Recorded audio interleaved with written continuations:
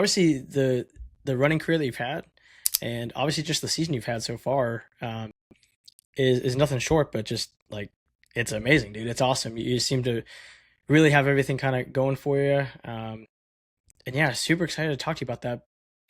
How I always start off with talking to new guests, man, is just I gotta know like how did you start running? What's the story behind that? Yeah, so eighth grade, my dad had always been a runner and biking and an outdoors person. So he kind of like forced me, not forced, but I willingly like took his word to start running. So eighth and ninth grade, I did cross country and track, lacrosse and basketball, and like in this at the same time. So I was kind of like doing a lot of sports, and then sophomore season came around, and I decided I needed to drop drop something and focus on one. Um, I dropped lacrosse and basketball, and then the summer before 10th grade, or summer before 10th grade, yeah, I started taking it more seriously, actually being consistent. And then junior year, I transferred schools, and then that's when I really started to pick it up and starting to love it even more. Yeah, dude, that is. I think we're 59 episodes in. Um, Starting to get in the 60 range. I don't think I've ever heard of somebody who has done that many sports at Yeah, one point, dude. That is crazy. But kudos to you, man. Honestly, that just thank you. shows how athletic you are, man. Yes, sir. Seriously, especially like lacrosse too. Like that game's intense. Yeah, it was very intense, especially being so small, because I'm like a pretty small guy, so I was definitely getting like tossed around and whatnot. But it was fun. So.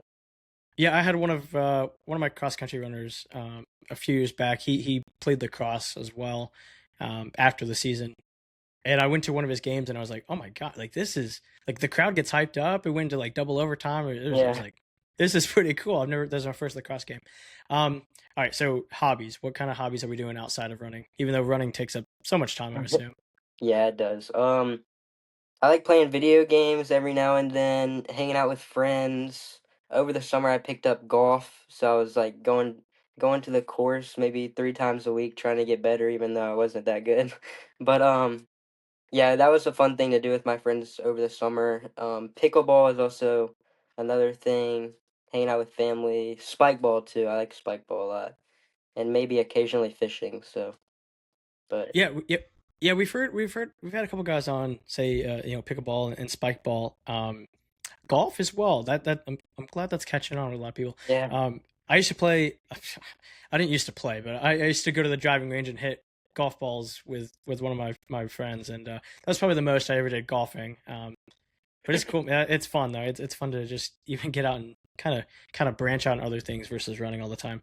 Um, I want to talk. I know obviously we're in cross country season, and that's kind of where the main focus is. But I do want to kind of pivot back just a little bit to track this past season.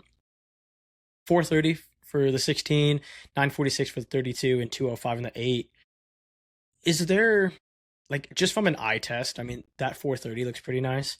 yeah, It seems like the 32 is not your yeah, main event. No, yeah. not at all. And then obviously the 800, the 205 is pretty nice as well. The probably the 16 is the nicest one. Do you have a preference of what you like more or I liked the 3200, and I thought that was gonna be the best thing that I would be good at, cause like the longer the distance I am, or the better I am. But yeah, that just didn't work out. I was racing it a lot. I don't know. It was just killing my confidence. And then I did the mile at Carolina Distance Carnival, and that was like the first time I did it actually, or the second time. And then I ran 430, and then I probably should have stuck with it to state, but I still wanted to do the 32. But and then the 800, yeah, it was all right, but our like team was so deep in like the 205 to 208 range for the 800. So it was really just like fighting with teammates to get the 4x8 spot, and we ended up winning state for the 4x8. So, but yeah, it's funny. It's cool because those like you mentioned the distance carnival, like those meets where they just like really throw out the mile, like it's just like hyped up to be that. It's really cool because obviously you get a big opportunity to kind of PR in it. Um, but I mean, seventh at states for the 32. I mean, that's like, dude, first off, kudos to you for that one, man. thank That's you. awesome. Did you feel? because I mainly did the 32 as well. I'm kind of like the longer the distance, the better. My miles 4:35, so like that's just wasn't in the cards. The 32, like I know you mentioned, you felt like just worn out, like you said, you just did too much, or Yeah, I'm what? not too sure. I don't think I like committed myself to it that much. Like I wasn't willing to hurt, and I also like had so much left in the tank. So I think I was just scared going out fast. But not saying that would have like made me so much faster, but I feel like it definitely could have been faster if I did put myself out there instead of like actually competing and not just going for time. So Yeah, what did you do you know like what time you'd go out, like the first mile, what it typically was? I would try to go out like 4:50 or 4:55, which is like it's all right, but I feel like going faster would be better. But Yeah, I clearly remember going like that 449, 451 range, and like being um it was a sweet spot. And but I get what you're saying though, is like being tired, because again, I mainly focus on the 32 as well, and like yeah, I could go sub 9 or sub 9. Wish sub 9. I could go sub 10, like it was easy. Like I had the blueprint for to do it. But then when it got towards like the later half of the season, it gets really grueling if you race it too much, and that's yeah, something I learned definitely like later on my senior year.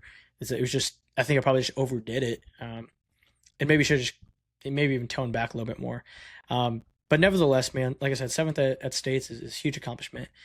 Um, want to talk about summer training? I think summer training is so important. I think track and cross country also go like really hand in hand. Summer training, did you get everything you kind of wanted out of it this season? Did you like, I don't know if it was like the long run or up at the miles, like do you feel like you had a pretty good summer? yeah, for sure. I definitely increased my mileage a good bit, which definitely benefited me, I think. So last summer I did, or yeah, last summer I did around 60. I think that was where I peaked at, around 60. But yeah, it was really good. I felt really good the whole summer, no issues.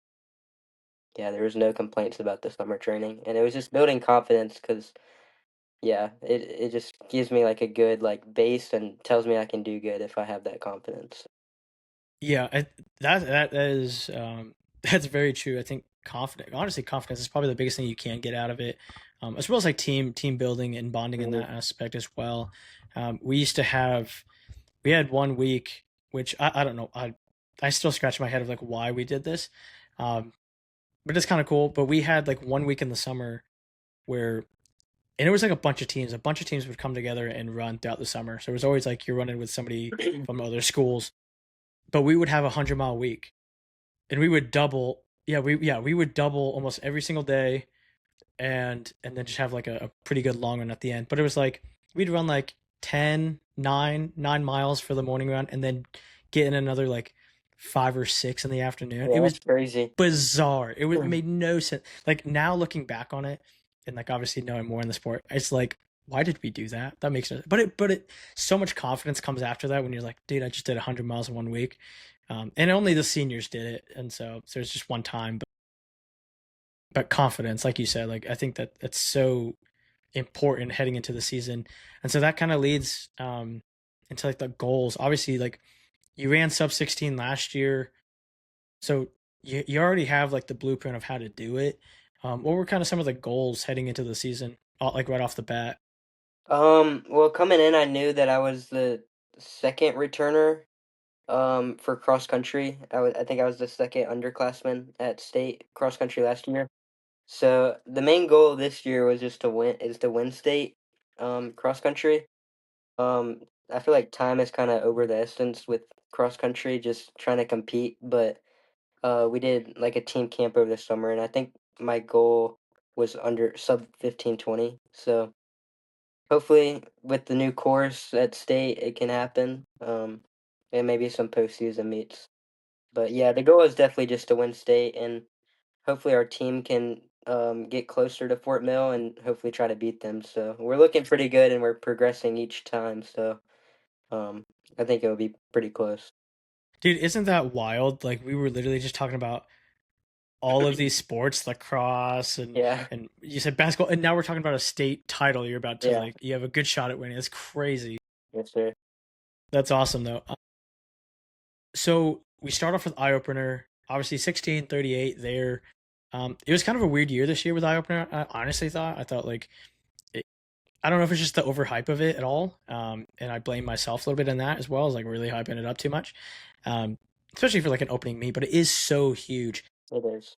You came back and the next week or the next race and 16:08. Did you feel like especially at the beginning of the season like there was still a lot of like speed work to be done? Because I mean you dropped pretty quick, 20 seconds. So it seems Yeah, like that's kind of all you really needed. yeah, I don't know. I at eye opener I kind of hit a wall really bad at like 2.75. Like I was somewhere near the front pack, maybe a little bit off, and then 2.75 I just died hard. So I think it was like just not doing that much VO2 max work that kind of made me hit a wall and die really hard.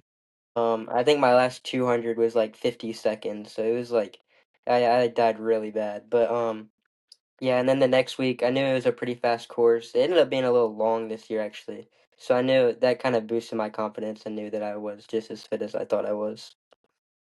Yeah, that's it's always funny because like especially when you explain to somebody who doesn't know running of like hitting that wall, it's just like it's another feeling of just like oh no, like this is bad. This is really bad. Yeah. But obviously, like I said, like being able to bounce back and drop the 20, and you said it even a little long.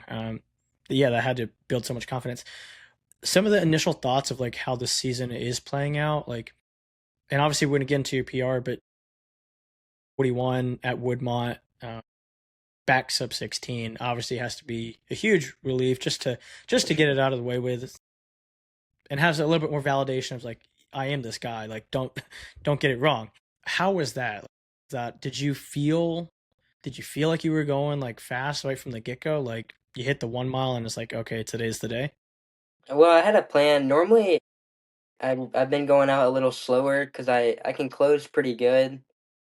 But yeah, I went out maybe 5 seconds faster than normal, and I just wanted to compete, and that's basically what I did. I went out, I think 5:05, something like that, so nothing too crazy. And then I think my second mile was 5:15 maybe. So I definitely slowed down. That's definitely something I need to work on, just pushing that second mile. And then I think I closed in 5:08 maybe. So, but yeah, I went in the race knowing the competition and knowing it was a pretty fast course, so I tried to take advantage of it and it rewarded me. So No, yeah, there you go.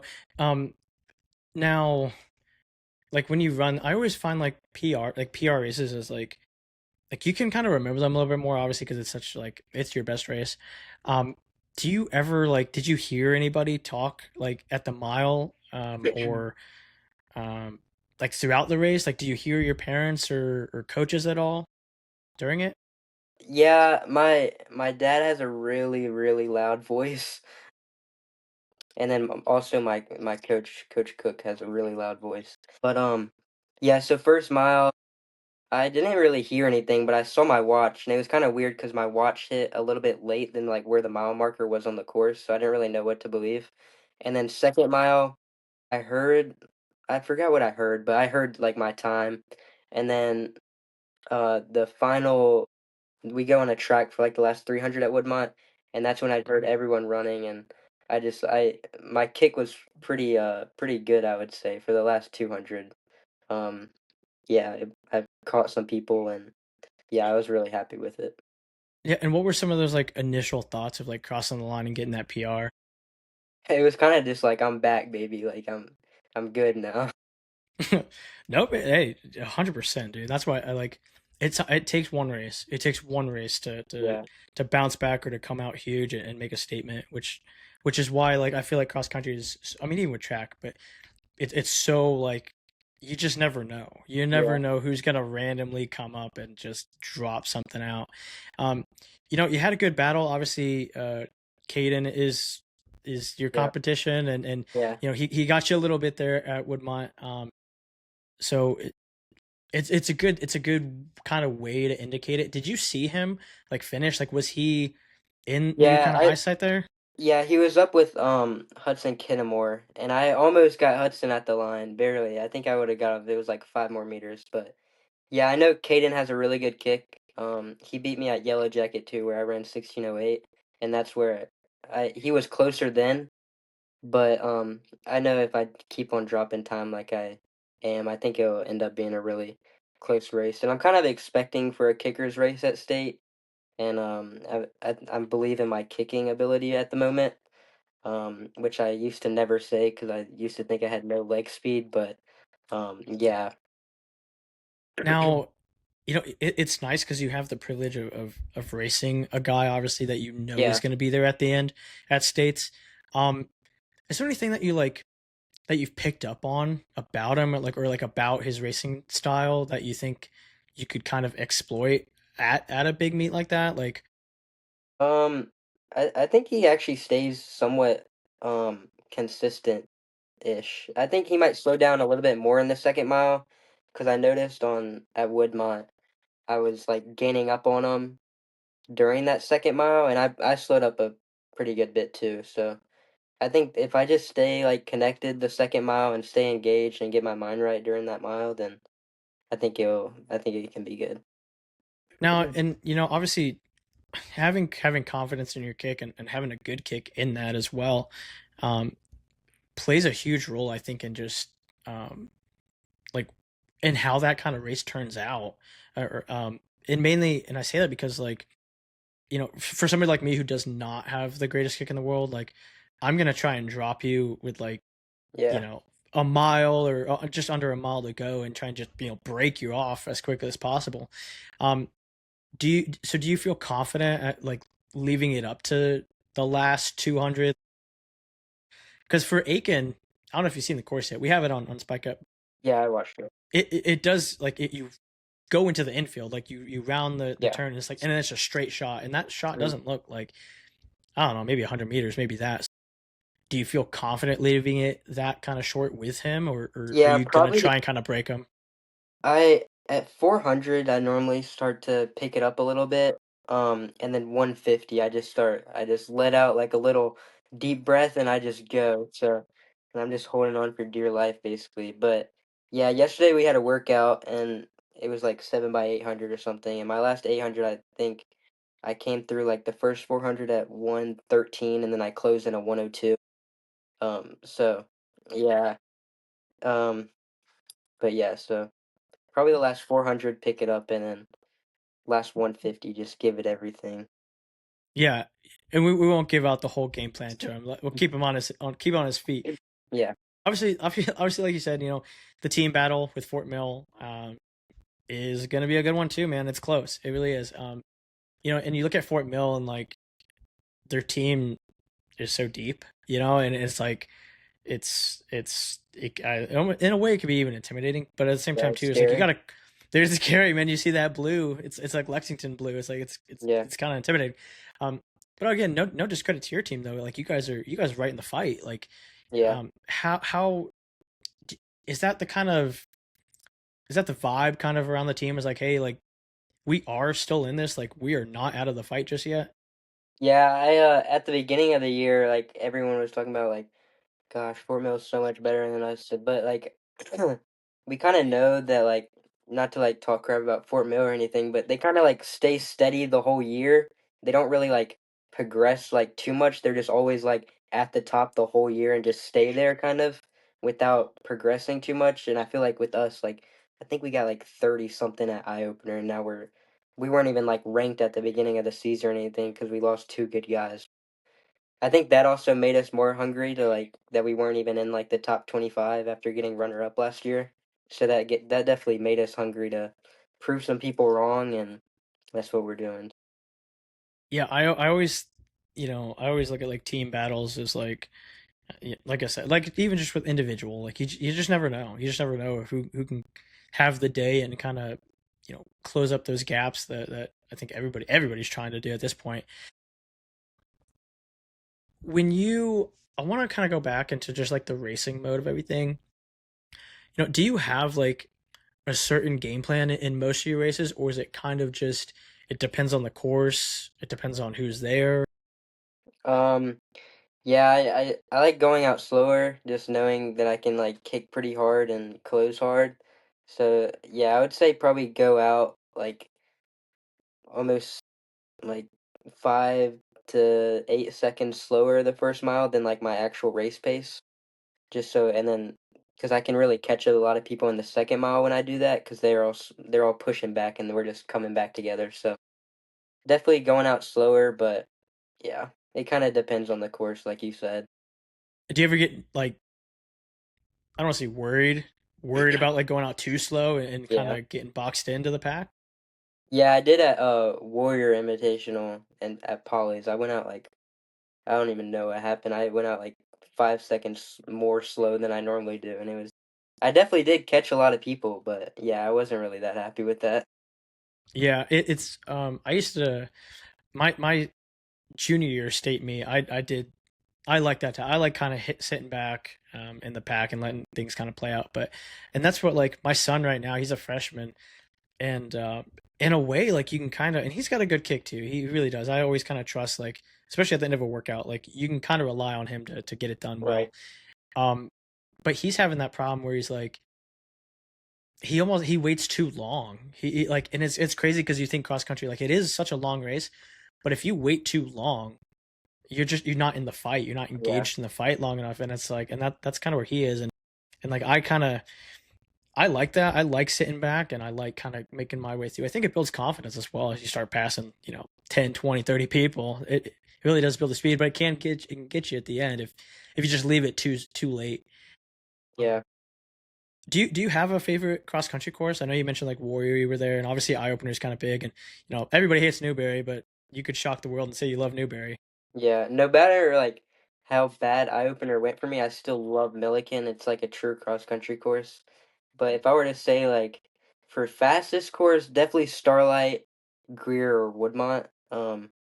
There, but I love the atmosphere of Starlight. It's always a good race. So that's probably like my top one. Running under the lights with music going and everyone yelling. It just really makes you run faster, I feel like. Yeah, no, for sure. Are you guys going back to? Are you guys gonna go to Starlight this year, Yeah, or we'll be there. you're gonna be there next week? And do you have any like favorite courses outside of the state? I've actually never ran out of the state for cross country. Really? Yeah, we were gonna go to Great American last year, but then Helene hit, so we couldn't end up going. Cause our Yeah, yeah, yeah. Dang Hurricanes, man. Those like those really put a damper on last season for a couple meets. Okay, yeah. Well, definitely. If you ever get an opportunity, I mean, obviously like NXR and now Brooks and yeah. previously is Foot Locker. And that's kind of leads into the next question. Really, is like, are you looking at postseason stuff, or does it really depend on how states kind of plays out? Yeah, I'm doing running lane, I think, and maybe NXR. And then I also am doing a half marathon at Kiwa that I shocked myself at doing last year. So I'll probably do that again as well. Okay, yeah, running lane. Yeah, honestly, it's funny because it's like running lanes gained so much popularity nowadays too. The past few years, ever since obviously COVID, um, and I mean, I haven't even thought about running lane just because like it's just since Foot Locker went out and like Brooks kind of took over. I Yeah. feel like that kind of made a lot of noise, and then obviously NXR is NXR, and that's always going to get a bunch of hype. Um, and then a half marathon. What? So you ran a half marathon last year, and you're just coming back to do another one, or what? Yeah, last year after state, I took like a week off ish, and then I ran like a little bit like the week after, and then went down to Kiwa and ran 117 and a half, which is like 550 average, and I got like fourth overall.